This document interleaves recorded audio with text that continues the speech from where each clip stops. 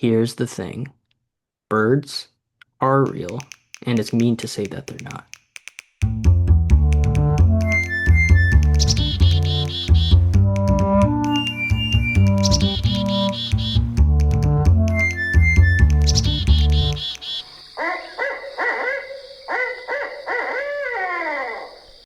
All right, here we are. We're back for episode two. Episode two. I can't believe I'm sitting back in front of the camera. It's because we're recording before we released episode one, so we haven't gotten any negative comments yet. Yep, I know. We haven't gotten too many negative comment. Well, we haven't gotten negative comments yet about our appearance, which is why we feel confident enough to show our faces a second time. But once episode one rolls out, and the hate comments flow in, we'll reconsider. We'll see. Yeah, we'll get like those avatars that like their mouths move when we talk, you know? Those creep me out, dude. I feel like a lot of people a lot of people do that now. Yeah. Also, like I don't really listen to other podcasts. Do other podcasts say like now we're in episode two? I feel like we do that, but maybe other podcasts don't. I mean, maybe we're just built different. I don't know. I That's do true. think, yeah, We can do our own thing. You're so right. we can. Never I mind. do think other podcasts don't necessarily keep track of like season and episode the way we do, but I Mm. kind of like it. Yeah, you're right. I fell into the trap of just comparing myself to everyone else like I always do. And we can just do our own thing. So here we are. Episode two. You heard it here first. Season three. Um, season three. By the So way, if it's not apparent, this is a bird podcast. We talk about birds. we talk about birds and bird adjacent topics. Yeah, if you caught episode one, you may know that we're gonna do things a little bit differently than seasons one and two. Seasons one and two, we um, came prepared with topics. Not that we're not prepared now, but the vibe is gonna be a little more conversational, um, and a little bit more back and forth between Sam and I compared to seasons one and two.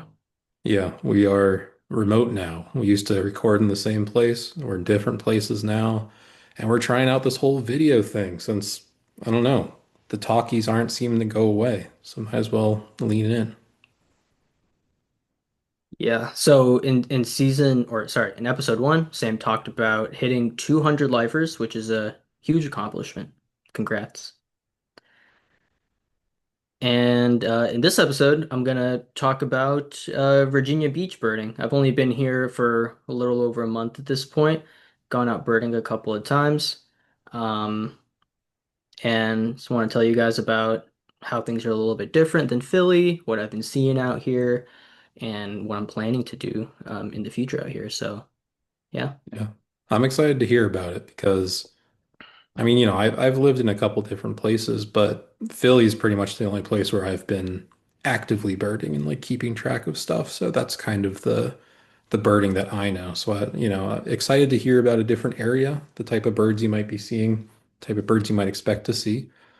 But, before we do that, we have to start out with our field notes, which actually is going to kind of be the same thing, huh? We're talking Yeah. about the birds that you I see. was gonna say well I do want to hear your field notes. So the thing about being remote now, it's like when we were birding together in Philly, which is great for many reasons, we went together most of the time and our field notes were the same pretty much, right? We were birding together.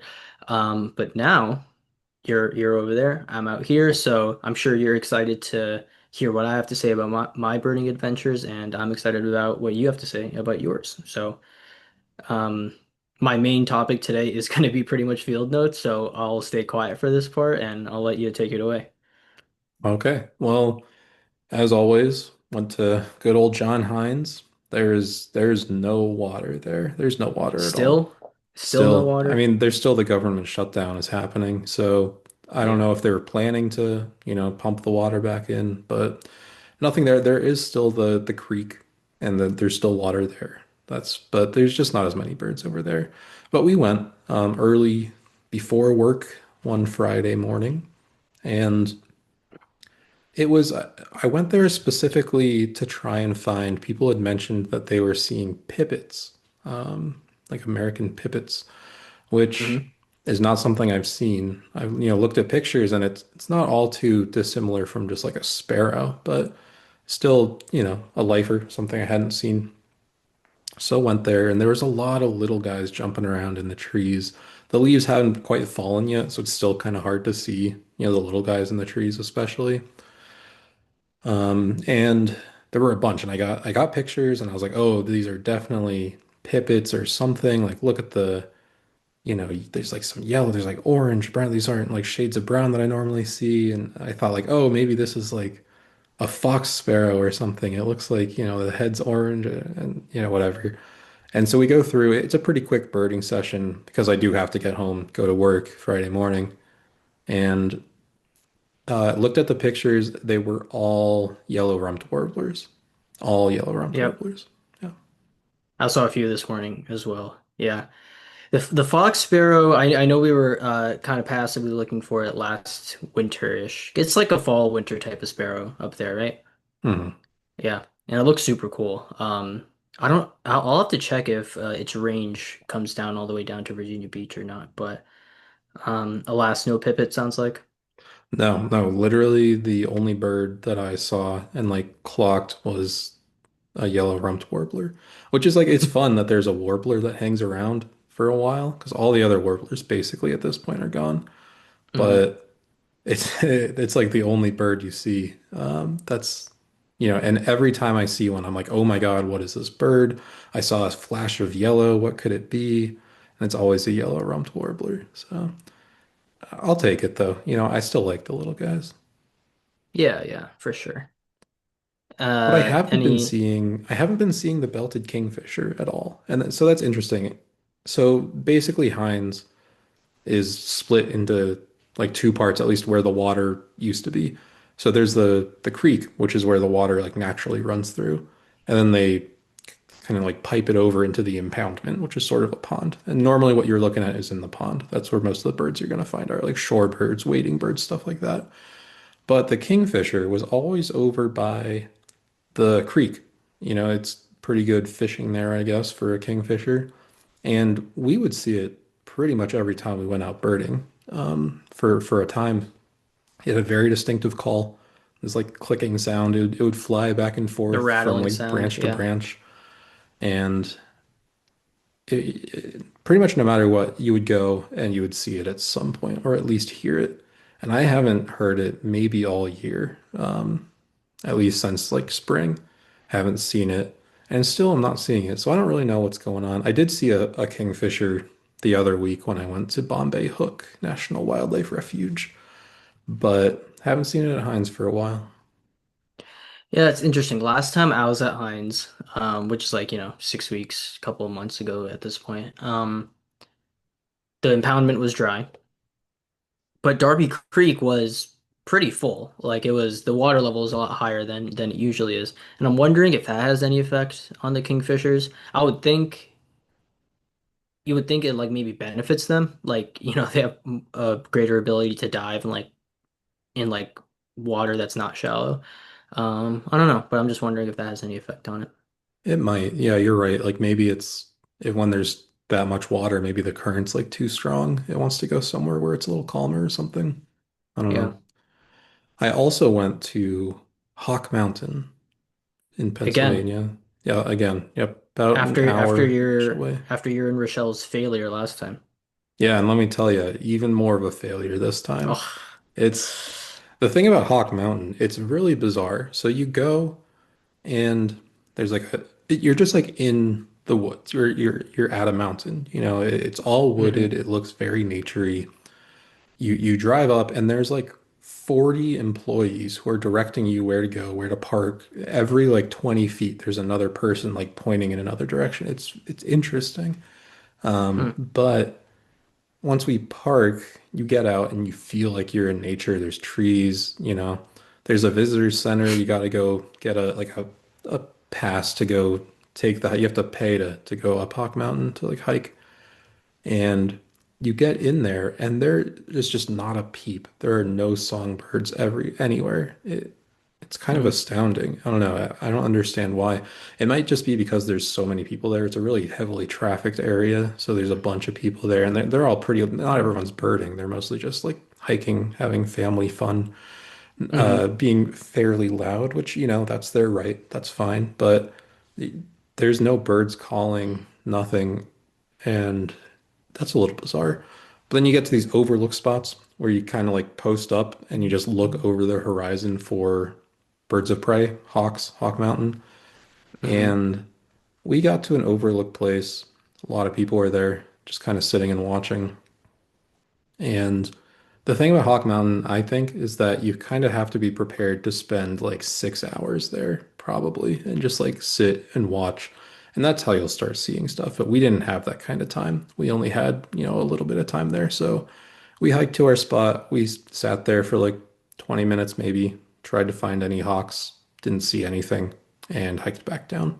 So even more of a failure this time. Well, I'm sorry. I'm sorry to hear. You think you'll go for the three-peat? You think you'll try again at some Oh, point? I'm sure. The thing with Hawk Mountain is you go through cycles where you go to Hawk Mountain, you're like, oh, this was kind of disappointing. And then you think, I'm not Hmm. going to go to Hawk Mountain because I'm not going to see anything. And then it's been enough time and you think, oh, you know where I should go is Hawk Mountain. I bet there's some good stuff there. And then the cycle just continues. So, yeah, give me another 4 or 5 months. I'll make my way back there.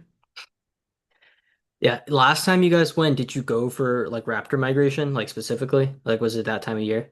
Yeah, but last time we went, we got there late. So we only had like an hour before Ah, sunset, and you got to be off there by sunset. So gotcha, this time gotcha. we got there in the morning, but there was still just not a whole lot. And we had to be somewhere also. So we left early. Nice. All right. Well, I'm saving my field notes. So should we move on to the hoot topics? I think we should. Hopefully, you all enjoy hearing me talk because that's all that happened just then. Let's go to the hoot topics. Moving on to hoot topics, we have two great hoot topics for you all today. Uh, and yeah, send them in. We need a little bit more for the coming episodes. Or yeah, send them in via email, birdsarereal.pod@gmail.com, or our Instagram, birdsarerealpod. Um, Here's something I think you might be able to do. And I'd like you, the listener, the humble listener or viewer, if you're on YouTube, to try this out. I think you can text an email. So if you don't want to get on your email, that's too much of a barrier for sending a hoot topic. Whip out your phone, send a new text. Instead of typing in a phone number up there, just type in birdsarereal.pod@gmail.com. I think it works. Interesting. I did not know the technology has advanced that far, but yeah, give that a go. Um, I might be wrong. we have try it and let us know. Give it a shot. Um, we have a hoot topic from a new person this time, and Sam, I'll let you take the lead on that one. Yeah, thank you, Oscar, for sending in a hoot topic. Very excited to answer this one.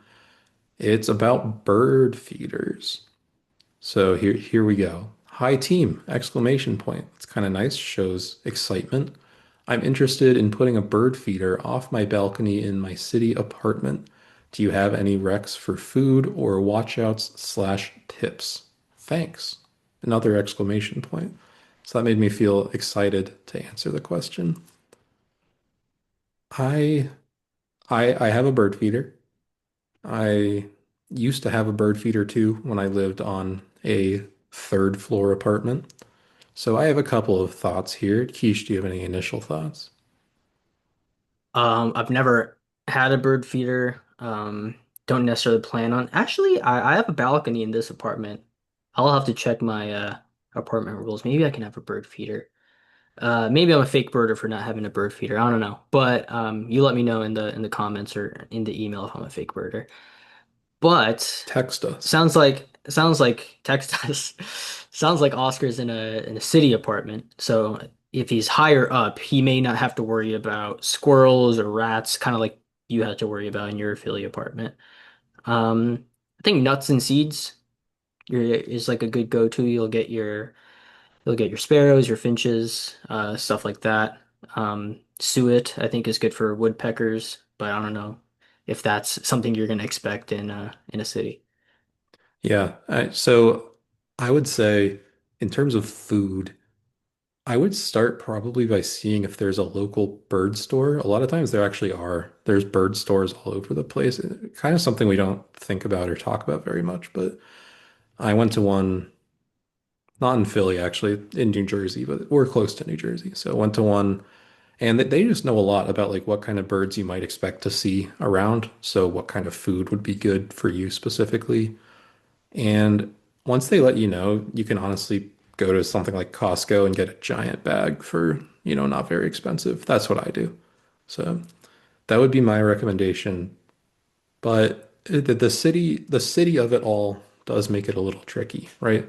I think a lot of times what you do to put up a bird feeder is either like you have a little like hook thing that you stick in the ground and then hang the bird feeder from there. If you're in a balcony, you don't have ground to stick a hook thing in. Or like, depending on how much you can mess with the balcony, they're like then you can like clamp it onto a railing, make sure it's really sturdy and it's also kind of hanging from a hook. Something that I did back in Boulder when I lived there, we were up on the third floor and we did have a balcony, but we did have a squirrel problem. This was the most aggressive squirrel I've ever seen. It ate our furniture. We had chairs out there and it ate the chairs. Like it just I don't You sure? You sure it wasn't a beaver, a small beaver? I saw it. It would stare at us while it did it. It was really aggressive. But so I couldn't put it like on the balcony itself. I had to stick it to our window. They make these bird feeders that will suction cup to windows.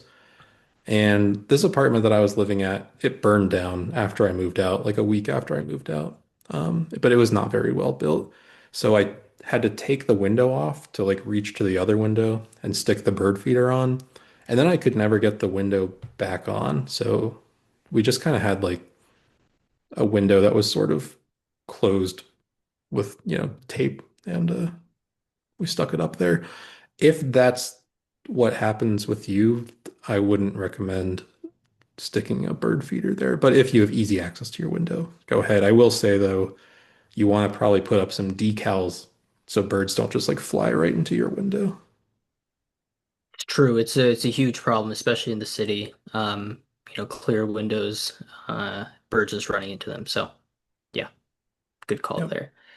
Now that I think about it, putting up a bird feeder is probably not a great idea for me. There's a lot of trees around that squirrels, I'm sure, can get onto my balcony. And I just have a ton of fish crows here, so I'm sure they're just gonna bully any other warbler, anything that comes nearby. So maybe not the Yeah. best idea for me. Yeah. Generally, if there are corvids around, even like a blue jay, they're gonna get all the food. But They're gonna bully him, yeah. mhm. But hope it Well, works thank out for you. you. Yeah, let us know what kind of birds you find, what your setup is. You can even send us a picture if you want of your setup. Yeah, thanks, Oscar, for sending in that hoot topic. Could be a new listener because it's the first time I think Oscar sent something in. So Yeah. if we're getting new listeners, that's we must be doing something right. People are talking about us. If you're People are. listening and you're not talking about us, just know that people are. So you should probably be talking about us. Did you see even some celebrities are throwing shade? Like Jesse Plemons in a recent interview said birds aren't real. So Yeah. I think that's a target towards us. Like he knows about us clearly. So Yeah. Yeah. And Emma Stone um, was kind of in on that conversation too. So if mhm. you're fans of those people and you want to see, a lively debate, you should probably listen every week because who knows, that might happen. We might get him on, Yeah. for a lively debate. Yeah. Hmm. Anyway, our second Who topic of the day is from longtime listener, longtime fan, Jax. She says, "Howdy, my best bird friends." No exclamation mark though. So, The howdy makes up for it. okay. I was gonna say maybe not as excited as Oscar, but howdy's, warm. Maybe a little Hmm. warmer. All right. Anyway, the question is, what bird would you bring home to meet your parents? I like this question. That's a good question. Yeah, this is a good question. I think I'd like you to go first. Okay, let me think about it. So. Here's the trouble of it being live. When we were together recording in person, we could just hit the pause button, think about it, and unpause it. I can't do that now. Okay, I think I have one. You got one? I will when you're done talking about yours. Okay, sure, sure. All right, I'm going to choose the little penguin. The The little little penguin. penguin, The little a, penguin. a I was good thinking, wingspan bird. is it though? It's good if you're It, lucky. So when you're introducing someone to your parents or bringing home someone to meet your parents, you want them to be polite. You want them to be presentable and, you know, fun, a good time. So my head went to, what's someone that's proper, a bird that's proper, a bird that's very polite, a bird in a tuxedo, a penguin. The little I penguin mean, does not have a tuxedo though. I was thinking, the little penguin could be a little more diminutive, therefore not a threat. right? So, You get an emperor penguin in there, you're like looking eye to eye, and you're like, oh yeah, God. you don't want that. You don't want that. So, yeah, that's my choice, little penguin. It's a good choice. I feel like if I were a parent and my child brought home a little penguin, I would think that's very respectable. What a nice little penguin you've brought me. I think they also call them fairy penguins, which is even more non-threatening. So, there you Wow. go. Yeah. Yeah. Very super effective against dragon types. Shout out Pokemon. Boy. Okay, so I think you can go that way, right? You can go with the, polite, you want your parents to approve. You can also go the other way. Let's think back in time about 10 years to when I was a teenager. It's been a while, but when you're a Yeah. teenager, sometimes you want to make your parents mad. Sometimes you want to rebel a little bit, bring home someone who's gonna make them get a little, upset. I'm sure my parents are so used to me making them upset, so shout out my parents. But I think I would bring home a common grackle. I like grackles quite a bit. A lot of people don't. They're noisy. They are bullies at bird feeders, even though they're not corvids. And they are especially bullies. I'm going to pull the curtain back a little bit at my parents' bird feeder. There's a lot of Mm. cool birds that come to my parents' bird feeder. We talked about the rose-breasted grosbeak, but there's also a lot of common grackles. And my parents are kind of sick of them. So just to push some buttons, I'm bringing home a common grackle. That's interesting. So the vibes I get from that are I was thinking like if I would bring home someone now or like, like as an adult or like a teen, but um bringing home a common grackle feels like when you're like an elementary school kid and you like made your first friend and your parents are happy that you have friends and you bring someone home and they're just like super annoying, but they're a child, so you can't do anything about it, you know? That's kind of what I'm feeling like the common grackle is like. Yeah, they're like, Like "Well, at they're like, at "Oh, my house we you." have Cheetos. Like I can eat Cheetos whenever I want at my house. hmm Yeah. And they're just noisy. Yeah. Look up if you're not familiar with the common grackles call, look up a common grackle call. It's not super pleasant. No, it's loud. And you bring one, there's gonna be like 50 more that follow you. So yeah. hmm An interesting time. Shout out to Mr. and Mrs. Sam's parents. I wouldn't actually bring you a common grackle, but for the sake of entertainment for the podcast, you gotta do what you gotta do. Gotta do what you gotta do. Um, And before we yeah, end our hoot topics, I did want to just briefly bring up some fun bird news in the birding world, which I think we should do from time to time. There's not always that much news, and this was pretty interesting to me. There was recently, I believe in September, so we're a little behind the curve. What are you going to do? A new species of sort found in Texas. So, if you are ever like faced with a duck or a goose or something that looks kind of like a Canada goose or like a mallard, but it's like, different. It's got like weird white splotches and stuff. A lot of times you're looking at a hybrid duck or a hybrid goose, and those do occur Like sometimes that's domestic. Like if you have pets and stuff, they'll be domestic, they'll be hybrid like that. This one occurred in the wild, and it's not a duck, it's not a goose, it's a corvid, a jay. So a blue jay and a green jay. If you didn't know, green jays are also a type of jay. Normally in like Central South America, they found a hybrid of one. People are calling it the Grue jay Like from Despicable Me, Green with an Jay. E at the end, like green and blue. Ah, But, you know, it looks weird. yeah. It does, but it's been like verified by like bird people. It's not a hoax. It's not a Photoshop or AI thing. It's a Grue jay. So is that I feel like that's just considered like a new hybrid, right? It's not a new species, like I don't think it's a new technically. species. I think it, but Yeah. I think the interesting thing is that it's like naturally occurring, which they've Yeah. never seen before with these particular species. Yeah. I looked up a green jay because I wasn't sure what that was. That's a cool looking bird. I'd love to see one. Yeah. Yes, yes. Cool, yeah. Um New offspring. Or sorry, new hybrid offspring. That is really cool. Yeah. So keep your Imagine eyes being peeled. Yeah, I was gonna say, imagine being the person to like find a new hybrid or like a, that'd be super cool. I know. I feel like I'm always thinking like, I take a picture of a bird. I'm like, oh my God, like a new, not a new hybrid, but I'm like, oh, a rare bird that we've never seen here before. How amazing. And then I post it in our Discord and someone's like, that's a lesser yellow legs. And I'm like, oh yeah, cool, cool. So Yeah, I feel like if I we've found one, definitely I wouldn't bring it up. I just wouldn't know. yeah. Yeah, we've definitely run into that a couple of times where we thought like um we saw a bird at John Hines that's like typically not there during that time of year or something. We post about it, be like, hey, is this like interesting to anyone? Everyone's like, nah.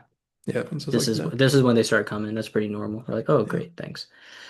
Um, all right, yeah. So thanks for that birding news. Yeah, yeah, if you see any birding news that you think we may not be privy to, let us know. We like to keep up with the happenings in the birding we world. do.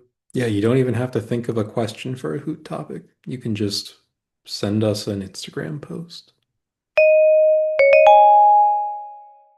Okay, so yeah, I'm just gonna talk about my experiences so far in Virginia Beach birding and just like the nature areas and stuff around here. So I definitely had an impression of Virginia Beach before I got here. I thought it'd just be like a, like a beach town with like a lot of retirees or, a lot of like rich people just like with houses at the shore, which I'm sure it is a little bit. I mean, it is like that a little bit once you get closer to the shore, but the town of Virginia Beach is a lot more, it moves a lot more inland as well. And I've been pretty happily surprised about like the nature offerings here. Yeah, I Um, remember looking at like Google Maps when you said you were going there. There's a good amount of stuff around. there's a good amount of stuff around. I'll talk about a couple spots, the two spots that I've been to now, and I'll also mention some spots that I would like to go to that I have on my list. Um, but yeah, no, I was just thinking about it, and I think it's cool that, or I think it's good to note that even if you're in an area that you think is like not super cool, just like, oh, this is just like a town or this is just like, a city. If you look around a bit, there's a lot of cool things around that you may not be aware of. Um, Kind of like Yeah. that, same when I was in Philly. Like, I don't know about John Hines. It's like awesome. It's like Yeah. super awesome. Yeah, yeah. How would you, one of the, if you're specifically looking for birds, a good way to do that is just to pull out eBird and check out hotspots around you. Yep, check out Ebert Hotspots. And that's kind of what I did initially when I got here. And I came across Back Bay National Wildlife Refuge. Also a national wildlife refuge, kind of similar to John Hines. So I went there and that's where I got uh the pics of the sanderling. which we talked about in the last episode because that was your 200th lifer.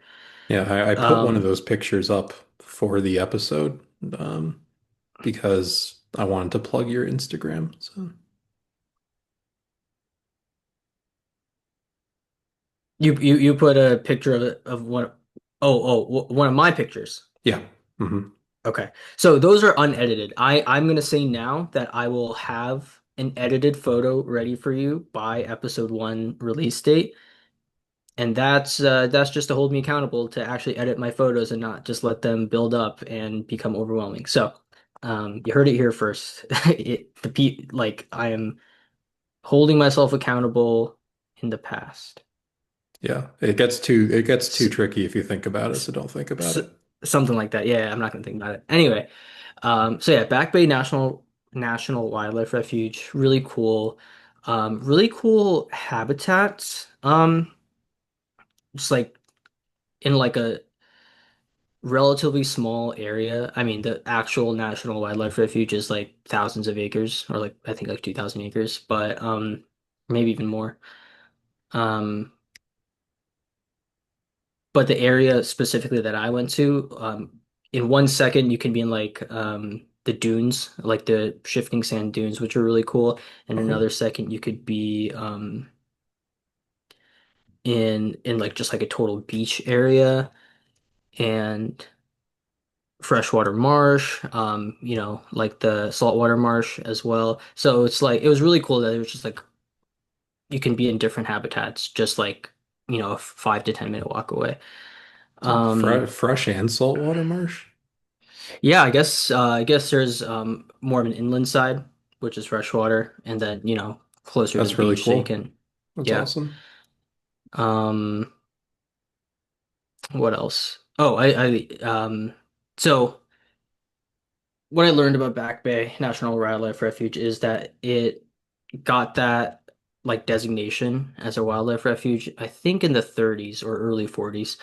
And its main goal was to be like a protected habitat for waterfowl migration, especially like wintering waterfowl migration. So think your ducks, geese, stuff like that. Um, but it was also a very important stopover site. If you remember episode two, season one, we talked about John Hines being a stopover site for migrating birds, especially those wintering migrators. Um, so yeah, Back Bay, super cool. I'll definitely be back there. Um, you can get pretty close to those sanderlings and different peeps. So yeah. Yeah, you got good angle there. It looked like you could get pretty close to like eye level. So that's nice. Yeah, if you're willing to just lay on your stomach for like 20 minutes and have maybe a sanderling come close to you, then yeah, you can definitely you can definitely get a nice shot. Another thing, not bird related, but I thought it was kind of cool. Loggerhead sea turtles also nest at Back Bay National Wildlife Refuge. It's like the northernmost of their range, but I'm like pretty south now. So, Yeah, wow. there's like a whole new world out there. That is very cool. Sea turtles. Wouldn't Hmm. have occurred to me. That's really cool. Yep, yep. Um, Do you like I actually used to spend like a week every other summer in North Carolina, and that's pretty close to where you are. I saw sea mhm. turtles hatch one time. It was very cool. Oh, there you go. Yeah, so speaking of North Carolina, I realized that the Outer Banks are like not super far from where I am. If I like want a straight drive, it would take me like 2 hours. Um, but so the next area I was going to talk about was Stumpy Lake, which I just went to this morning. It's good names And out there. I know. I don't know if you're Stumpy going to talk Lake, about this other one, but I know we saw it on Google Maps, the Great Dismal Swamp. I think that's the yeah, best name of a place I've ever heard. I haven't been there yet, but I'm planning to go. But yeah, the names in these places are really cool. Um, but what I was going to say was the Southern hospitality is real. You can maybe debate whether Virginia Beach is the South or not, but it's southernmost place I've ever lived. So, Yeah. and you know, people are definitely quite friendly. Like I was eating pho in a restaurant just like by myself, right? Some dude just turns around and he's like, "What are you eating there? That looks good. I might order the same thing. What are you eating there?" I was like, "Oh, in Philly, I mean, like, okay, p people are nice, people talk to you, but I don't know, it just feels a little different." Yeah. And when I was birding in these two places, Back Bay and Stumpy Lake. I ended up talking to like these two people for like an hour or Nice. like yeah. And so the person I talked to at Stumpy Lake, she gave me like a whole slew of places, which were like really cool because these were places that were not popping up on Google Maps or even eBird for me. Um, Partially, I think she was telling me to go further than where I was looking, like Hmm. Outer Banks, North Carolina. But just throwing it out there, prefacing maybe some of my future field notes. She told me to go to Knott's Island, drive to Knott's Island, and then there's a ferry, a free ferry, might I Oh, add, that you can put your car on, and it'll take you closer to the Outer Banks, and you can like drive a half hour and get to the Outer Banks that way. Um, so I thought that was kind of cool. that's very cool. I love a ferry. That's where I saw the Great Shearwater. And I like, yeah, it's also I took a ferry from like New Haven to Long Island before with like with my car on it, and you have to Mhm. spend money, like I think a decent amount of money, Yeah, and this being free is pretty dope. that's awesome. Yeah. Going back to Back Bay really quick, so the sanderling is like one of their main have species they have there, um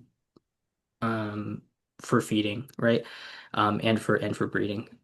Another one of their main species is willets. Have you seen a willet before? Well, okay, so I think I did. This was before I could really ID anything, but in Hmm. Connecticut, like I saw a bird. I took a picture of it just before I had my big long lens, and I looked it up and I thought, well, that's a willet. Thinking back, it might have just been a greater yellow legs, but I don't know. Yeah, I remember when we were at Forsyth, I think it was. We thought we saw a willet, but then we decided it was probably just a some sort of yellow legs. Yeah. Um, but yeah, anyway, willets are also like a key species there. Yeah. Did you see any But when you went? no, I didn't see any. I saw a couple of whimbrels, Nice. We only kind of saw cool. that was just like that one we just barely saw, right? I thought maybe I'm having maybe I'm misremembering, but I thought there was like a few that we just saw Oh, like fly yeah, by. just that one instance of them flying overhead is what Yeah, I that meant. yeah, Yeah. that one instance, yeah. Yeah, so Wimbrel, so I thought that was pretty cool. I saw a brown pelican. Oh, Um, yeah. That's very yeah, cool. Don't get that those up was a li here. that was a lifer for me. Yeah. Just living here at the beach access is unprecedented. Like anytime I'm just like, I could go to the beach, you can go to the beach. It's super cool. Um, and back when we saw American oyster catchers at Bombay Hook, and the other time we saw them at Cape May. I mean, they're still a cool bird, of course, but I was like really like, oh, that's kind of a rare bird. I haven't seen one before. There's a ton over here. Oh, yeah. Same with ospreys. Like as far as the eye can see ospreys. There's this cool like bridge tunnel like over the Chesapeake that connects Maryland and Virginia.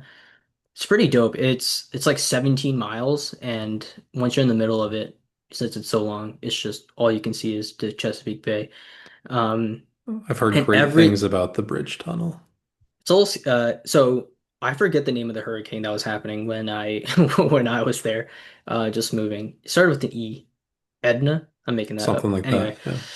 Yeah. um, yeah, it felt like the waves they weren't crashing, high enough, but it was kind of spooky. Um, but on every light post, pretty much on that 17-mile drive there, an osprey was just chilling. That's cool. And we saw a few ospreys in Philly, but being near the coast, you just see them all the time here now. Yeah. Yeah. Anytime I go out to like New Jersey or Bombay Hook or something, it's always like, wow, I forgot how many ospreys there are. Hmm. Yeah. I'm trying to think what else. I think I saw a tricolored heron when I was driving along that bridge tunnel, but I didn't add it to my life list yet. Just I wanted to make sure. I'm sure you would have added it to your life list in like a I miniature would have movie. instantly. I wouldn't have given it a second thought. Yeah. Um, I heard a brown nuthatch today multiple times on Merlin. I maybe thought I saw it, but I didn't get a photo. And I didn't like concretely see it. It was probably just a yellow rump warbler, which I saw a ton of. Brown So nuthatch. That's really I didn't cool. add that either. Yeah, it's just like a nuthatch with like a brown cap. And I hadn't even heard of a brown nuthatch before. I only knew of the white-breasted and the The red-breasted, right? red-breasted. Yeah, Yeah, I just found out about the brown nuthatch when you said it a minute and a half ago. So, right now. There we yeah. go. So yeah, the place I went to this morning, Stumpy Lake. Love that name, by the way. Can't Great get enough name. of it. Um, Also a very cool place. Not definitely not as like expansive and extensive in terms of like walking trails and stuff. Um, but just like the habitat was really unique and cool. They're they're like big or like their main like draw is the bald cypress trees. Are you familiar at all? No. Nope. No. Okay. Do you know what mangroves are? Yeah, that's like in like Florida, like the swampy kind of guys, right? Oh yeah. Yeah, so these trees are not related, but they're similar in that these trees are like really close or like in the water, pretty much, right? And Yeah. their roots are such that, like I said, they're different. They have different mechanisms because mangroves are more in like saline areas, like conditions, versus bald cypress are in freshwater areas. Um, but their roots are such that they're like a little. So first they need to dig into the ground um to like be stable in the water, and they're a little more raised, and they kind of have these like stalagmite kind of things poking out. For bald cypresses, they're called cypress knees. It just helps with like gas exchange and like proper like oxygenation for the tree. That's cool. But it's just like a really cool sight because it's a lake, and then you'll just see trees like just coming out of the water. And mangroves, tend to be kind of short, Yeah. from what you've seen, right? These are just like legitimately tall trees. Huh. Um, Did you say and like are so they just like, like pine-ish or do they have like leaves? oh no, no, yeah, they have like I don't know the proper terminology, like deciduous or like, they have leaves. They're not like Okay. pine needles. Cool. But what's it called? Yeah, it's just cool. Just like a large body of water, like a lake, and you're just seeing trees just pop up out of nowhere, right? Um, And it along those trees, so you can also see a lot of like egrets and herons and stuff like that, which I saw a lot of today, just like near those trees, which is really cool as well. Nice. Um, Any like yeah. anything other than just like great egrets and great blue herons, any snowies, black crowned night herons, things like that. Not that I saw. I saw some laughing gulls, saw some double-crested cormorants, saw some mallards. Oh, there's another species that just left my mind. Another kind of duck. No. Yeah, it's all right. I did this lady did tell me that anhingas are also common to the area. Didn't see one that day. That would be a lifer Nice. for me. So Yeah, excited to snake bird. go back. Yeah. Have you seen an anhinga? I did, yeah. During the Florida trip where I saw half of the birds on my life list, saw an anhinga. Very cool. It is just kind of like a cross between a snake and a cormorant. But actually in Philly recently, someone did report that they saw an anhinga flying overhead. I don't know how they identified it as an anhinga just by it flying overhead, but they seemed pretty confident about it. So there might have been an anhinga near Philly. Yeah. I've never seen one, but I thought there were reports of them at Hines before, like Darby Creek area. I think so. Yeah. Yeah. But rare, definitely rare. Had almost a really cool, I mean, it was a cool experience. Heard Bard out, Oh like yeah. Like during the very day? clear during the day, yeah. Or I guess at this point it was more like afternoonish. But so it wasn't like I didn't go like bright and early in the morning. I went like late morning, early afternoon kind of thing. Um, so heard the Bard owl, very crisp, very clear who cooks for you. Um, but I just like couldn't go any further. First of all, I would have been off trail, and I don't really like going off trail, especially in Yeah. natural areas. And there's just like swamp, so I couldn't go Yeah. even if I wanted to. So I couldn't go much further. But I like stood there for 10 minutes just listening to it. It was awesome. It's such an amazing Um, sound. Yeah, I would do the same thing. yeah, it. I was like alone there, and it was like very like heavily wooded, so it was like kind of dark in the forest, even though it was like midday. And so it was like kind of creepy as well with Halloween right around the corner, but I enjoyed it. It was a lot of fun. Yeah, I mean, is that this is just about a year to the day of when we saw the barred owl.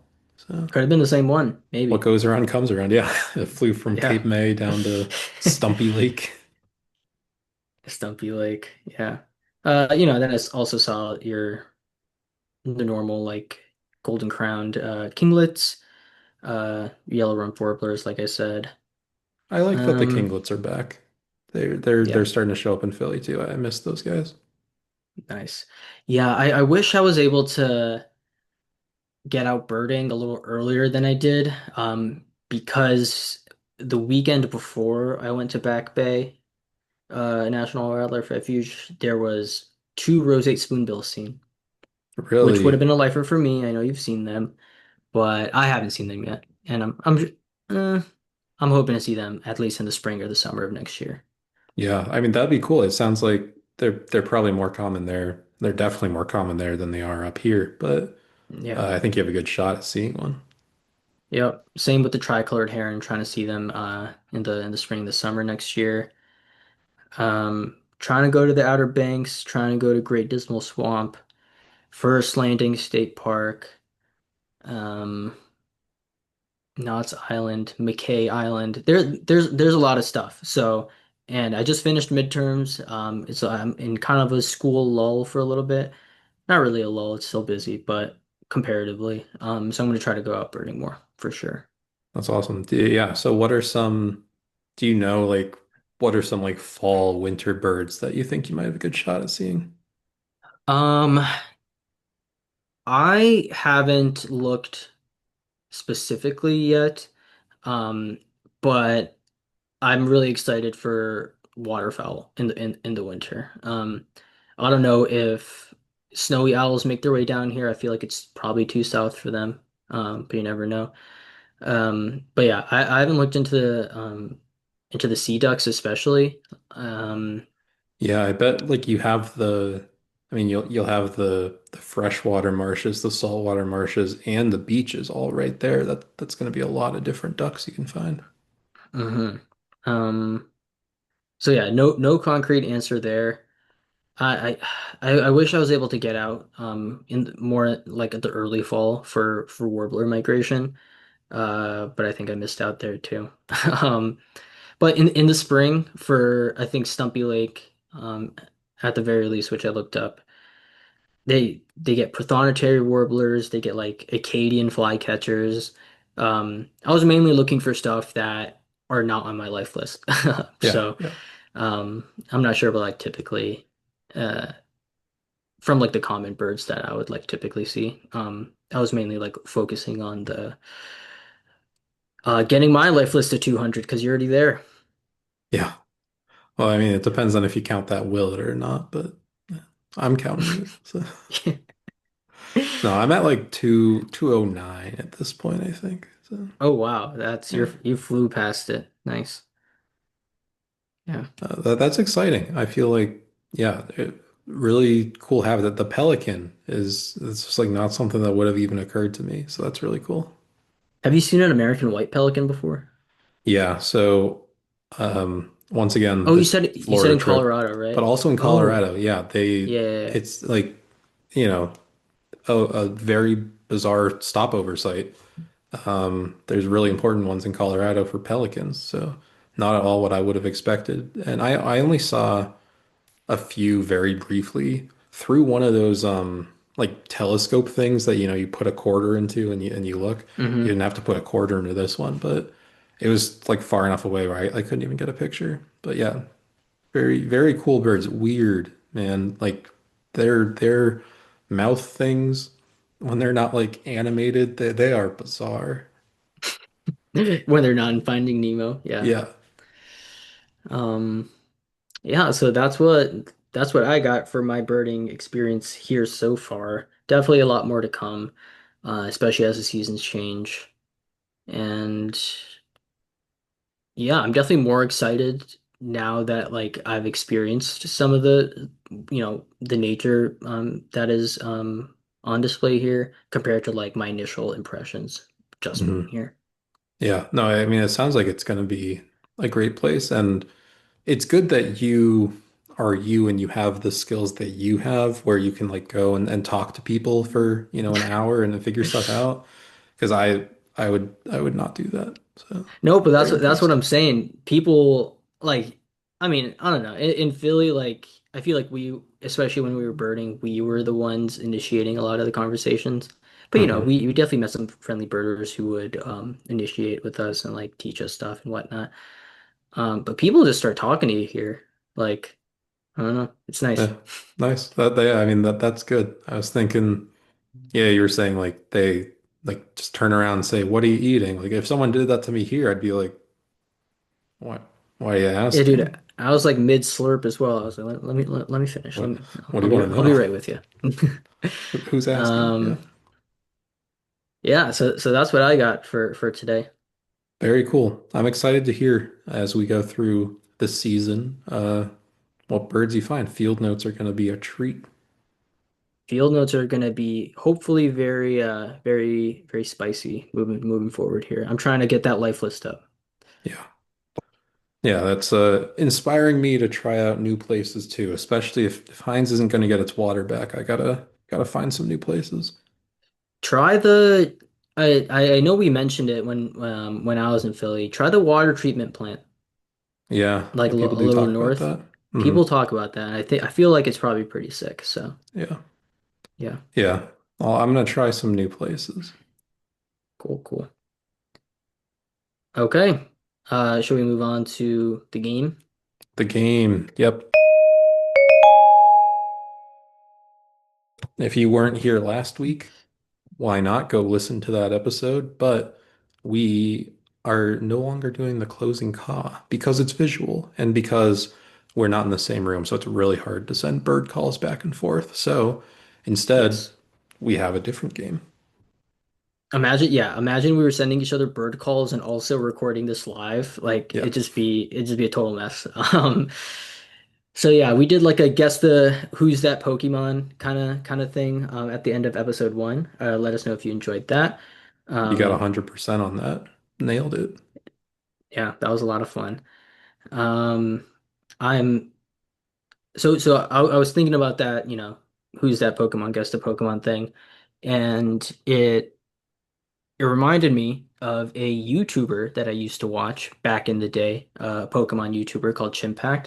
And this is a this next game is inspired from him. So shout out Chimpact. I don't know what it's called. I don't think it's called anything. I don't know. But I birdified it, of course. Nice. So here's the concept, okay? I'm gonna give you like a Jeopardy style clue. And the first part of the so it's gonna like read as one sentence, but it's gonna reference two birds, and the ending of the name of the first bird is gonna become the beginning of the name of the second bird. Okay, yeah, classic bar trivia type of question. I love it. Okay. Um, So coming up with these was actually very difficult. So I am going to give you an example that I came up with, but it's not a great example. Yeah, The actual questions will be more interesting, cool. in theory.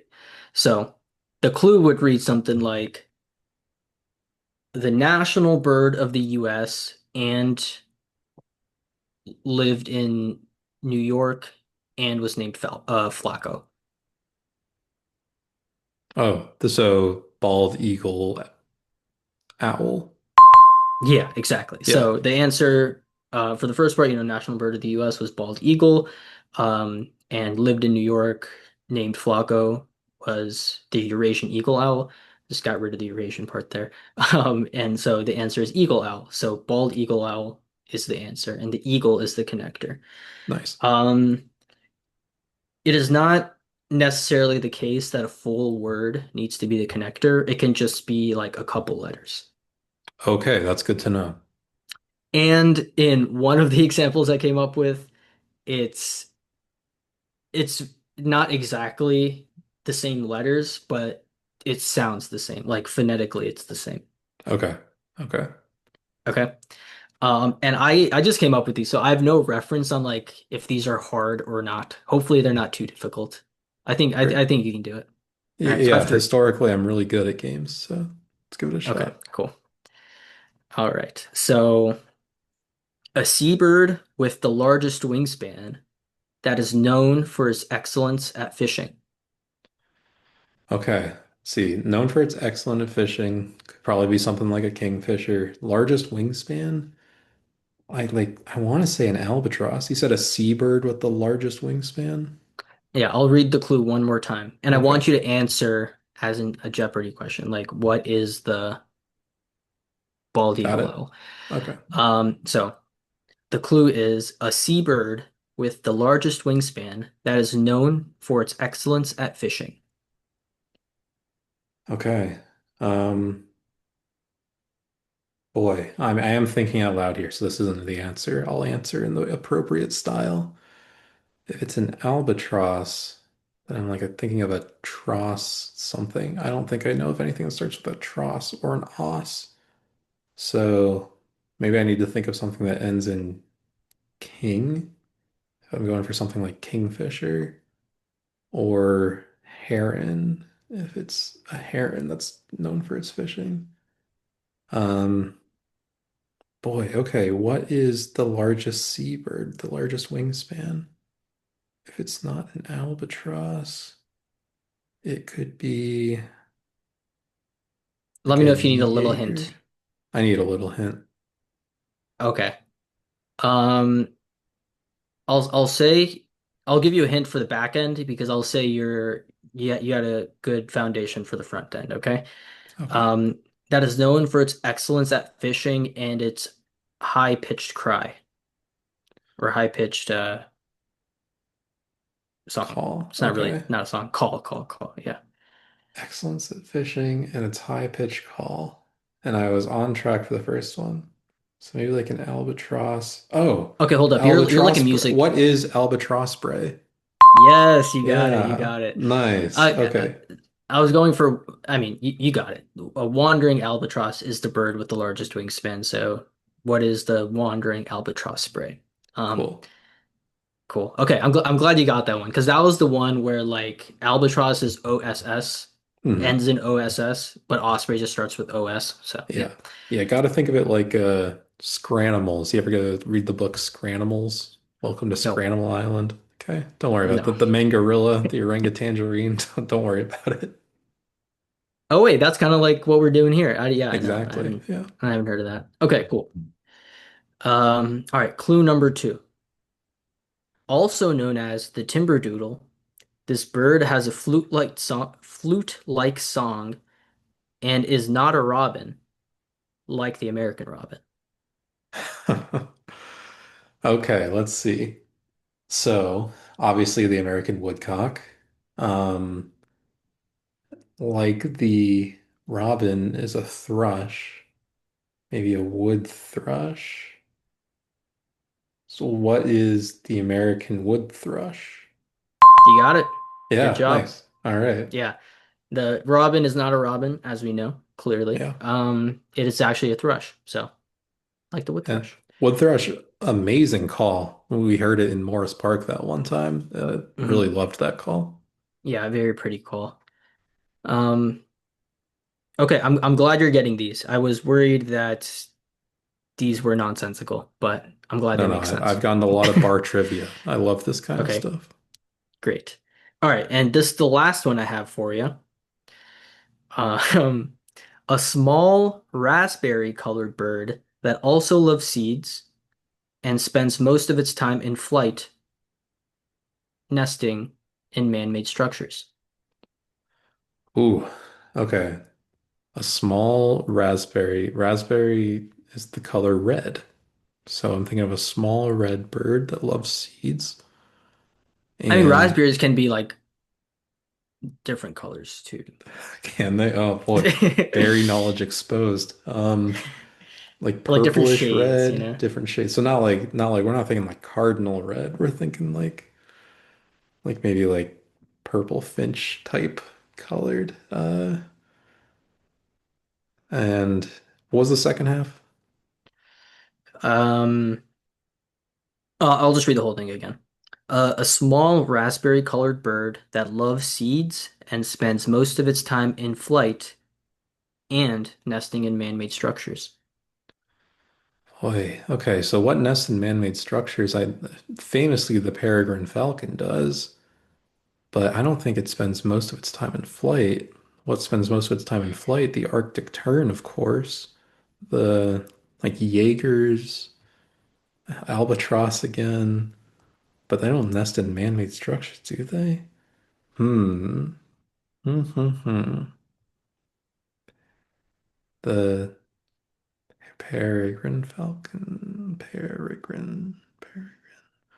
I'm gonna get stuck on peregrine. Get one more little hint. Should I get stuck on peregrine on the second half or You no? should not get stuck on Okay, peregrine, no. good to know. Good to know. So it's one of those wacky I sea feel birds, like huh? so I feel like try to get the first bird, which you were on the right track, slash you may have already said it. Okay. Um, and then once you confirm that, the ending of that may help you with the next one. Okay, so it's definitely a purple finch. Purple Yeah. finch, inch, purple finch, finch. Oh, purple finch.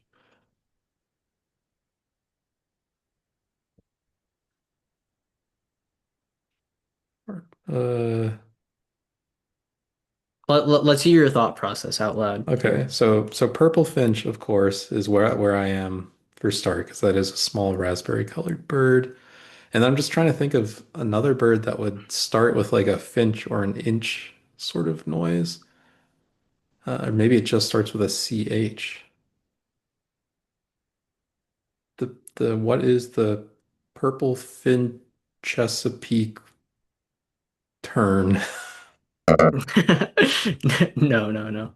Um, yeah, you see these. So for the back end bird, uh, you see these a lot in Philly or I in cities. do. Oh boy. Okay. So we're thinking of something in cities. Oh, purple fin chimney swift. Purple fin chimney swift. You got it. Nice. All right. Yeah. All right. Hey, you did a great job. Hopefully that was fun. It was. I mean, I got there, no hints at all, obviously. I can't even cut out the hints anymore. You see the behind the scenes now. But minor hints, I'd say. I liked that. I like that kind of game. Yeah, yeah. Everyone that's listening or watching, let us know if you also enjoyed that. Maybe we can have some of these mini games be a recurring theme. Although it was difficult to come up with with these answers, I will say. I Yeah, was quite proud of albatross spray. I really like albatross Albatross spray. Spray was yeah, really good. I think that game is done with like people's names, you know what I mean? So it's like Mm. um Cincinnati Reds first baseman at one time who saying Born to Run, and you go J. Bruce Springsteen, but it's a little Oh, I see, I easier. see. Uh, Gotcha, but gotcha. it's tough, yeah, because there's not a lot of words that end a bird name that start a different one. But I think you did a great job. Thank you, thank you. Um, yeah. Great episode. Uh, yeah, let us know if you enjoyed. Once again, our email is birdsarereal.pod@gmail.com. If you just want to tell us we're doing a great job, we're doing a bad job, or if you want to send us any hoot topics. Yeah. And remember, you can maybe text our email. I have no idea if it'll Yes, work. So give it a shot. Why not? What do you have to lose? What do you have to lose? You can see it's a us great now. point. There's nothing to be afraid of. So, so true, so true. If you're interested in our bird photos, we are both now somewhat I'm thinking of the word. Credentialed is not the right word.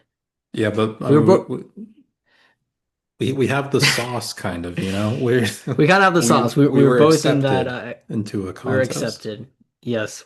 Our worth has been seen. We have been acknowledged even, Hmm. which is good. So Yeah. yeah, you can find those in the bio of our Instagram Birds Are Real pod. Yeah, super cool if you follow those and just like pictures that we post. That's all we care about. We're never gonna try to sell you something because we each have like 100 followers. No one sponsors us. Again, you got nothing to lose. You just get to look at cool bird pictures.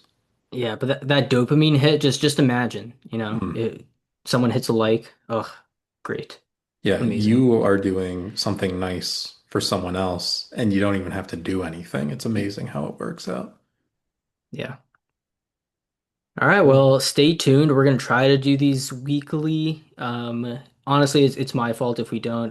My schedule is kind of random sometimes with clinicals and whatnot starting soon. But yeah, we'll try to pump these out weekly. Yeah, I mean, how dare you try to make something of your life? You got to be a bum like me. But yeah, no, we will put out as regularly as we can.